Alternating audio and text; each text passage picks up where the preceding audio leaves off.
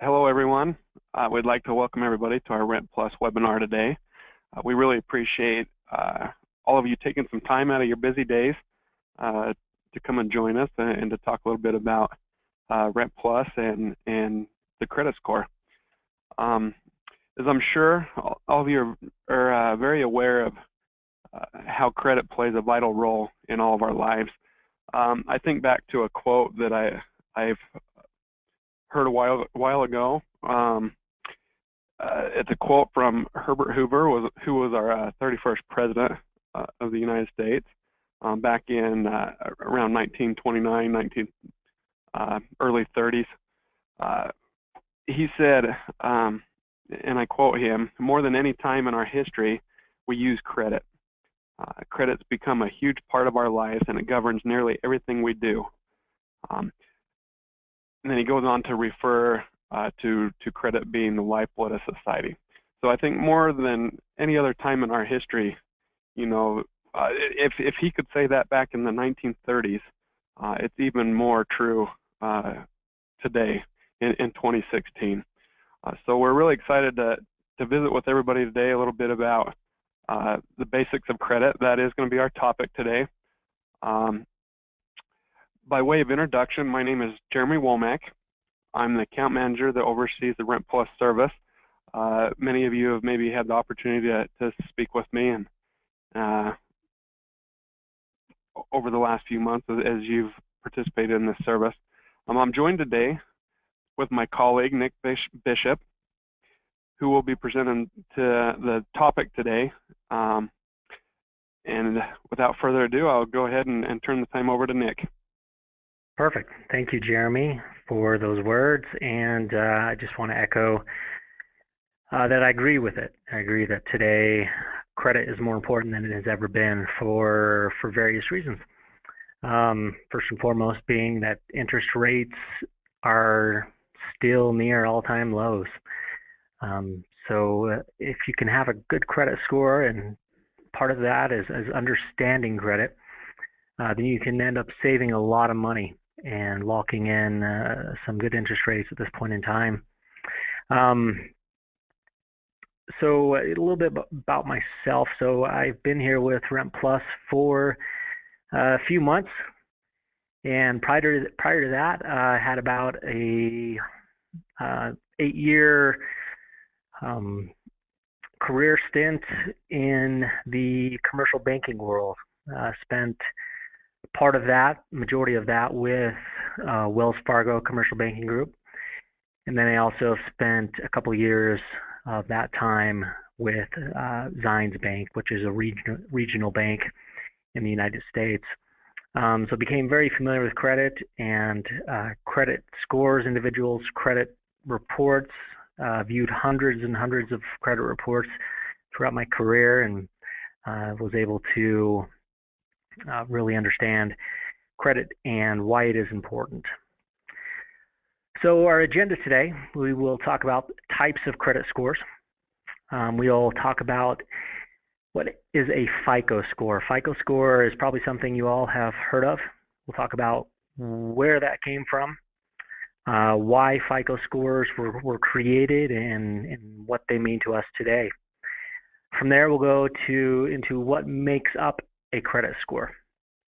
There's certain criteria that go into your credit score, and it's weighted differently. We also will talk about good debt versus bad debt. We'll touch on that just briefly. Then we'll wrap up by talking about net worth and what net worth is, why it's important, and why we should be looking at that in our personal finances. Then we'll end with a Q&A session. So throughout this meeting, if you do have any questions, there is on the GoToMeeting control panel, there is a chat section where you can type in your questions. Jeremy will monitor those, and at the end, we'll touch on a couple of those questions. So let's talk about the types of credit scores. So we likely have all heard of the three major credit bureaus, the credit reporting agencies. We have Experian, Equifax, and TransUnion.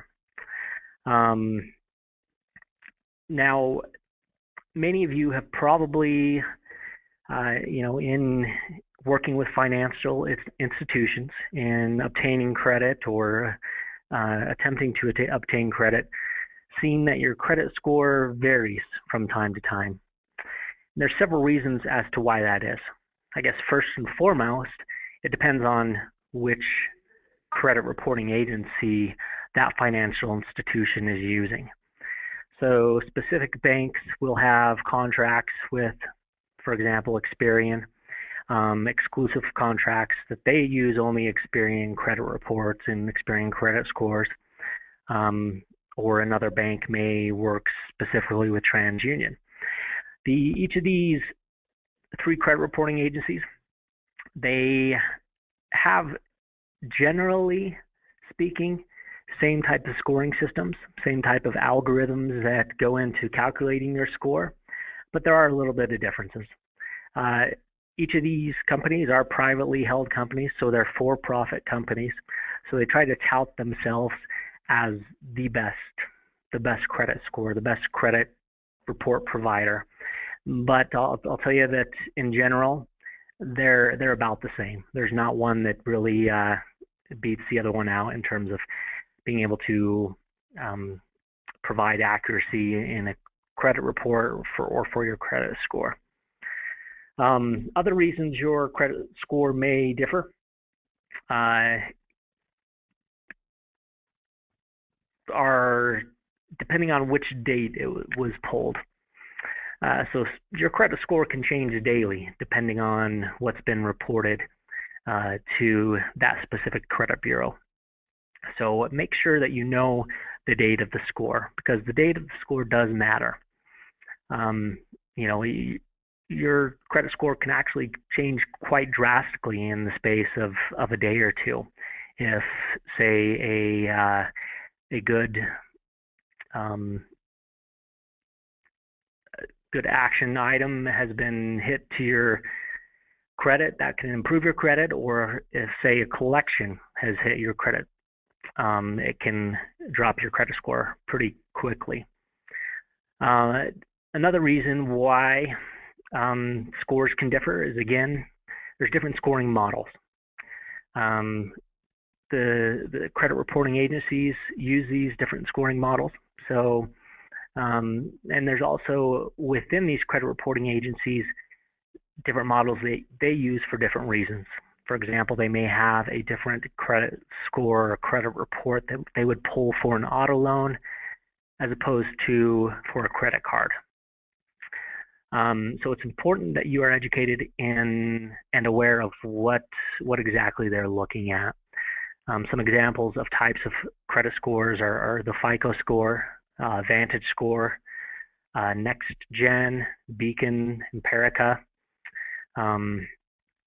All different in terms of their algorithms and calculations, but will generally be the same. You're not going to see, if all of the credit reporting agencies that are reporting your credit score have all their information up to date, you're not going to see a wide variation in your credit score. It's going to remain in the same general area.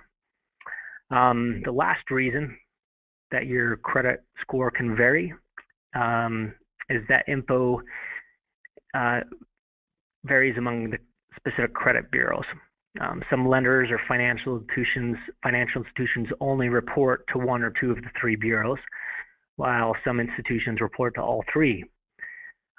Bureaus may also receive different information at different times, and as we spoke about earlier, timing is a huge factor in credit scores. So let's touch on a FICO score and exactly what it is. So the FICO stands for Fair Isaac Corporation. So prior to the formation of the FICO score, the scoring model, financial institutions used their own scoring model, and they would use that to assess the risk of any Joe that comes off the street and applies for a specific type of loan. this caused a large variation in scoring from one institution to the next because there was no continuity. There was likely no communication between these financial institutions on how they were scoring their customers. It was all just internally. So in the 1980s, the Fair Isaac Corporation, or FICO, was set up to be the general purpose credit scoring system to promote continuity between financial institutions from one lender to the next. And it is known today as the FICO Score, and the algorithm for calculating the score has been widely adopted by the three top credit reporting agencies, Experian, Equifax, and TransUnion. So let's talk about credit score ranges and where these specific, credit scores vary from, the bottom to the top.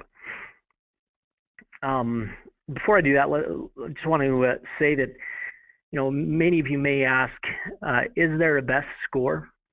Is there one specific score that I should be looking at? And again, like I said, there really isn't. These credit reporting agencies will tout that they are better and more accurate, but it really just depends on what information they have at any given point in time. But you can trust that your credit score among the three is generally going to be accurate. One thing you can do is make sure that your credit report is accurate. You can view your credit score for free on an annual basis, and you can look at all the line items on your credit score and make sure that they're all consistent with one another. Make sure that there's nothing on there that shouldn't be on there. So back to score ranges.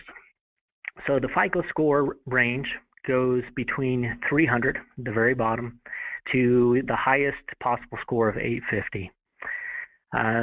For Experian, it goes from the lowest of 330 up to 830. For Equifax, it's similar to FICO in that it starts at 300 and goes all the way up to 850. And then TransUnion is like Equifax and FICO in that it starts at 300 and goes up to 850. Vantage Score is something that you'll be hearing more of. It's something that credit reporting agencies and financial institutions are pushing quite a bit. So it's really just a different type of score. It's supposed to be more accurate, take more things into account, and more correctly assess the risk behind any given borrower. So Vantage Score 3.0 is the most current version of that, and that too ranges anywhere from 300 to 850. So let's talk about what makes up your credit score. What goes into it? So information from your credit report is weighted and goes into the calculation for your credit score. So the first item is payment history, and that accounts for 35% of your credit score. So always pay your loan payments on time and as agreed with the lender. Having a bill sent to a collection agency is one of the fastest ways you can decrease your score. The second item is the amount owed, and that weighs into 30% of your credit score. So it's important that you don't max your credit limits out. Don't carry high balances on any accounts. More specifically, we don't want to borrow more than 50% of any credit limit. So, for example, if you have a credit card that is $2,000, you want to keep that below $1,000. Or you should pay it off each month if you can. That would be the optimal way of managing your credit and boosting your credit scores, paying off your credit cards each month, taking advantage of those rewards that credit card companies offer for doing that. Another thing is we also want to pay more than the minimum payment required by the lender. For example, if your minimum payment on your credit card is $25, you want to pay at least $50 to $100. Better yet, you can pay off your balance every single month. Also, if we have multiple lines of credit, we don't want to carry balances on all of them at the same time. That will go to negatively affecting our credit scores. So the third item, the third factor is length of credit history, and that makes up 15% of your credit score. So the longer you can show responsible use of credit, the better your credit score will be. So, if you could give your 18-year-old self, or if you are 18, some advice, start young. Start now. Obtaining credit and making those payments on time, keeping those balances low. It's important to have a lengthy credit history and to show that you consistently pay your accounts on time and keep your balances low. The fourth item that goes into your credit score would be types of credit in use. That accounts for 10% of your score. So types of credit in use would be, for example, credit cards or credit lines or auto loans. We want to shy away from having too many of one type of credit facility. So it's best to avoid having more than one or two of any type of the loan. So you wouldn't want to have more than 2 credit cards, personal lines of credit, more than 2 auto loans. For homeowners, more than 2 mortgages or home equity lines of credit. That will reflect negatively on your credit score. They may have some perks, but it's easy. So speaking specifically about store charge cards, they are offered to us almost every time we go shop at Kohl's or Bed Bath & Beyond or wherever else. They're just thrown at us all the time, the opportunity to sign up for those. You want to stay away from those as much as you can. They do have some perks, but you can get too many of those suckers, and they are notorious for high rates and fees, and they can drag your credit score down pretty quick. The fifth criteria that goes into your credit score would be new credit, which accounts for 10% of your score. So be careful not to open multiple lines of credit in a short period of time. We also want to avoid having multiple lenders check your credit score in a short period of time. So applying for a loan at different institutions, when an institution is checking your credit score, you want to ask them the question if it's a hard hit or if it's a soft hit. Hard hit meaning it's an actual inquiry on your credit score, and at the very end of your credit report, it shows all the I believe within the past 24 to 12 months, all the financial institutions that have taken a hard look at your credit or have pulled your credit report. It shows when they pulled it, how many times they pulled it for each specific time. So you want to make sure that you don't have a lot of people, financial institutions, pulling hard pulls on your credit, because that does affect your credit score. So that's kind of a lot to remember. A lot of numbers, a lot of information.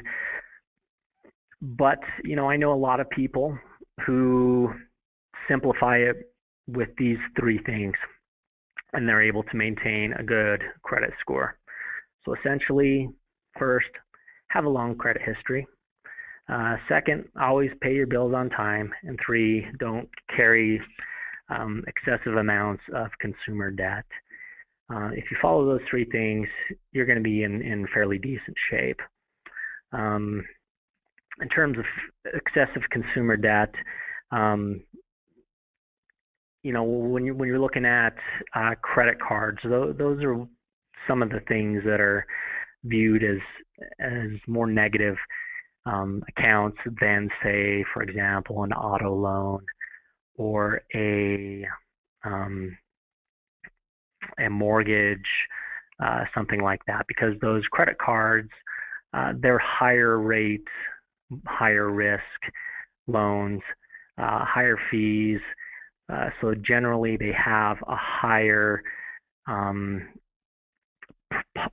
probability of default for those types of accounts. And so the credit reporting agencies take that into account. So you want to make sure you have good debt versus bad debt. Good debt being debt that would be necessary, which would be debt that is relative to perhaps continuing your education. If you have to get student loans, that's okay, as long as you pay that off as agreed, and you don't, you know, as long as you make good decisions while you're a student and don't throw, you know, spring break vacations onto your student loans. Also, auto loans, that is viewed as good debt. A loan to purchase the car. You want to be mindful when purchasing a car. Is it more car than what you really need? Can you afford it? Those types of things. And also home mortgages. That's another good type of debt. Again, you want to take into account, you don't want to be home poor,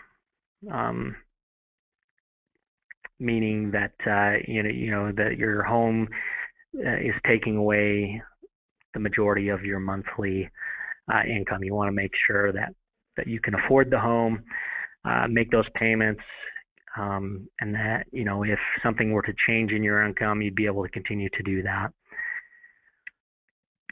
All right, so from there, let's talk a bit about net worth. So although your credit score is important, it is by no means the ultimate scale to measure your financial strength. It is simply just one tool in measuring your financial wherewithal. If we really want the truth about our finances and a more holistic view of our finances, we should be looking at the direction of our net worth is heading, and whether our money is truly serving our values or what we hold most important to us. So our net worth, essentially, the calculation of your net worth is your assets, how much you have, minus your liabilities, or how much you owe. Your net worth will also track how much you earn, how much you save, how much you spend, and how much you pay towards debt. And that's why it's important that we track what our net worth is doing on a monthly basis. If it's going up, if it's going down, and then asking ourselves, why is it going up? Why is it going down? What are the factors behind this? So let's take a deeper dive into that. So your net worth is measured over time. It paints a good picture of what changed within your finances and why. So RentPlus offers an incredible tool that will automatically track your net worth for you. This tool is found on the net worth tab of the RentPlus Money tool within the resident portal. So if you log into the resident portal and click on the sidebar where it says Money, it will take you to the RentPlus Money tool. You can go in there, you aggregate all your accounts into one place, all your financial accounts, all your deposit accounts, checking accounts, savings accounts, plus all your debt accounts, your credit cards, your auto loans, everything else, your retirement accounts. Bring those all into one place. And that will automatically calculate your net worth for you. That's why it's such a powerful tool. It saves you a lot of work and can help you better understand your finances and paint the picture for you without you having to take the time and energy to paint it for yourself. So here is what the tool looks like. So this is showing net worth over time. You can see that this individual's net worth from March until May went up. From May until June, it dropped. It went back up again from June to July, down again in August, and then took a pretty decent leap up in September. So by clicking on that specific month, it shows you the details of your net worth, or in other words, the gains and the losses. Why did that net worth go up from during that month? So the gains is an increase to your net worth and comes from behaviors like saving money or paying off debt or spending less than you earn. On the flip side, the losses are a result of financial behaviors like spending more money on a credit card than you can immediately pay off, or taking money out of savings, or spending more than you make. And that's one of the cardinal rules of personal finance that we all want to adhere by, and that is don't spend more than you make. If you spend more than you make, you'll consistently see your net worth going down every single month. So you want to make sure that you are spending within your means, that you can cover your expenses. Because if you are spending more than you make, that money has to be coming from somewhere. So it's coming from either your checking account, your savings accounts. Maybe you're taking money from your retirement accounts, which we know that that's not a good habit because we want to be able to retire someday. We don't want to work until we're 80 years old. Or you're using debt. You're borrowing money and you're not paying it off. And that will show a continued decrease in your net worth from month to month.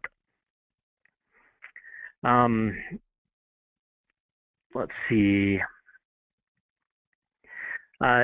This view of our finances, it really helps us to connect the dots of what specific financial behaviors and habits are impacting our financial growth or our ability to reach our financial goals.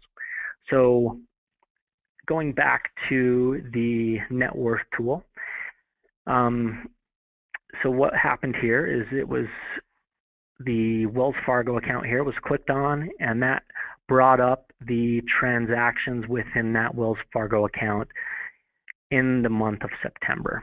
So it's showing you, okay, here are the specific transactions. Here is why you had, negative $129 in an outflow of cash during that month. So it is a powerful tool, like I said, in terms of determining where your money is going, why your net worth is going down, where that money is coming from, and helping you to identify good or bad financial habits, and making sure that you instill the good financial habits from month to month. Another good thing about this net worth tool is that you can go back and view your net worth for the previous 6 months, 3 months, the previous nine months, or the previous year. So it will give you a pretty wide range of what has happened to your net worth, and you can really drill down and see what behaviors are affecting your net worth. So with that, we'll end the presentation, and we'll go back over to Jeremy to see if any questions came in. Jeremy? Hi, Nick. Yeah, I appreciate you sharing some of your expertise with us today. We have had a couple of great questions come in that I think I'd like you to maybe touch on. Okay. The first question that come in was, what is a good credit score? What is a good credit score? For us? Yeah, I do. So as we talked about those credit score ranges. Most of them varied from either 300 or 330 up to 830 or 850. So obviously the best credit score If it's from Experian, is 830, the best credit score. If it's from FICO, TransUnion, Equifax, or Vantage Score would be 850. But in between, there's a lot of gray area. So let's talk about that gray area. So I have a tool here that kind of really shows. Jeremy, are you seeing that? I'm not. All right, let me go ahead and... Okay, are you seeing that now? Yes. That chart? Great. So what this table is showing is your credit categories. So we have it broken down into 4 different categories, and each credit reporting agency is going to break it down at some range. And it's really going to vary, but this is generally how they break it down. So we have a credit category of unscorable, and that means, it's no credit at all, and that happens. So, for example, somebody is 18 years old and has never had a credit account, they will literally have no credit at all. There will not be a single line on their credit report, and so they will be identified as unscorable. We see that a lot with people who come to the country for the first time and have no history with the credit system within the United States. They will also have an unscorable credit category. And those credit categories are typically the ones that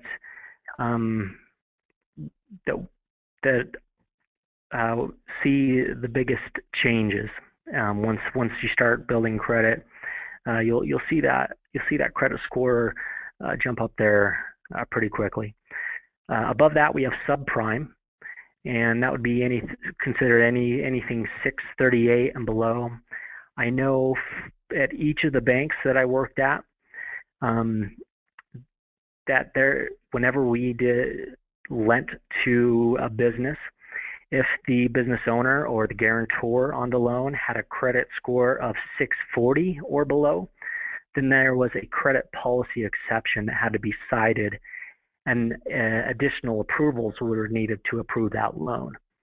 So having a credit score above, the 638, 640 range is something that you'll definitely want to have. Above subprime, we have non-prime. This is kind of your middle range, and that's anywhere from 680 to 739. And those are considered, decent credit scores.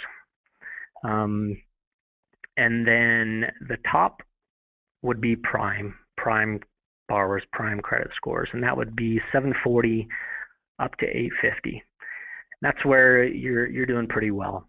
You probably have a good credit history. You're paying your accounts on time. You don't have too much debt outstanding in terms of revolving credit lines or credit cards, and you've paid your credits, your loans as agreed. You also see in this chart, we did a study over a period of 12 months as to what RentPlus did for each of these credit categories. So we did a study with our customers essentially, and categorized them within these 4 credit categories, and we calculated the average score increase. So for unscorable individuals, we had score increases on average of 651. So they essentially went from 0 credit score to a credit score of 651, which is above subprime. So RentPlus is a great way for somebody that is unscorable to build credit without having to go into debt, without having to go into the risk of high interest rates and high fees. Subprime borrowers with the credit scores of 638 and below, they saw average score increases of 26 points, which is good. I mean, to get a 26-point bump in your credit score is great. One of the great things about RentPlus is we do back reporting. We can back report up to 24 months of your previous on-time rent payments.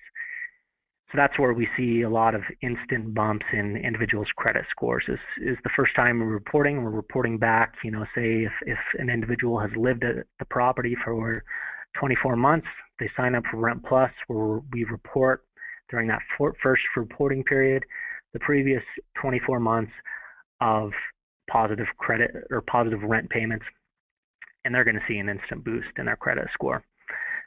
For the non-prime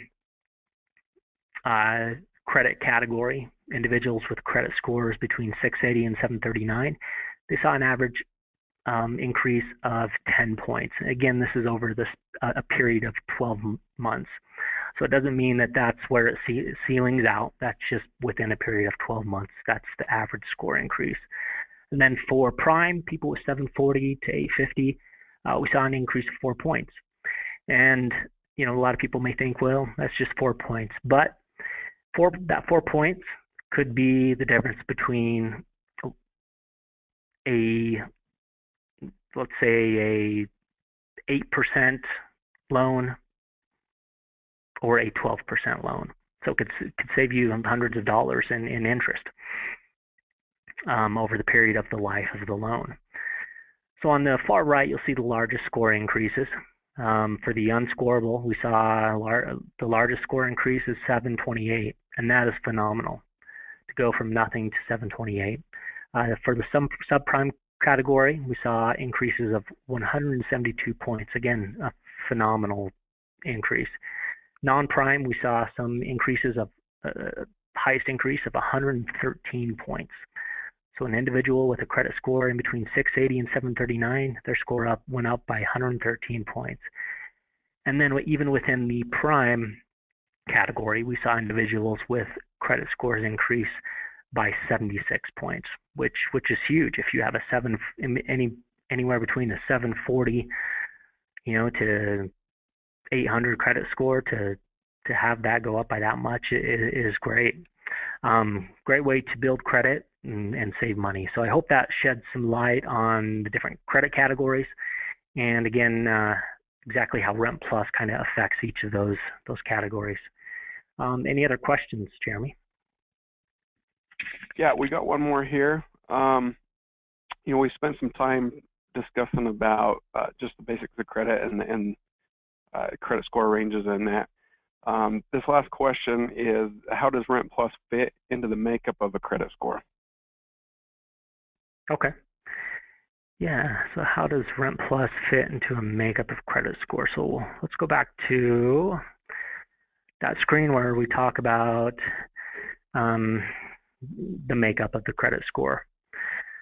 So, and talk about, specifically all those 5 credit categories.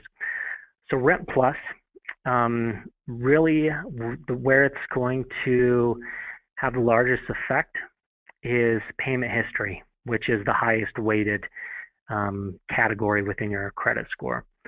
It's going to allow you to show a consistent payment history of positive on-time rent payments. And that one of the great things about that, it doesn't increase the amounts owed.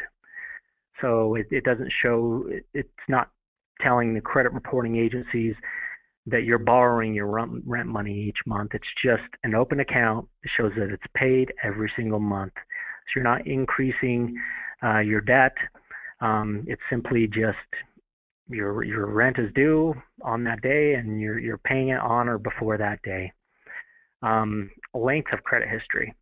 Like I said, there's back reporting up to 24 months of previous on-time rent payments.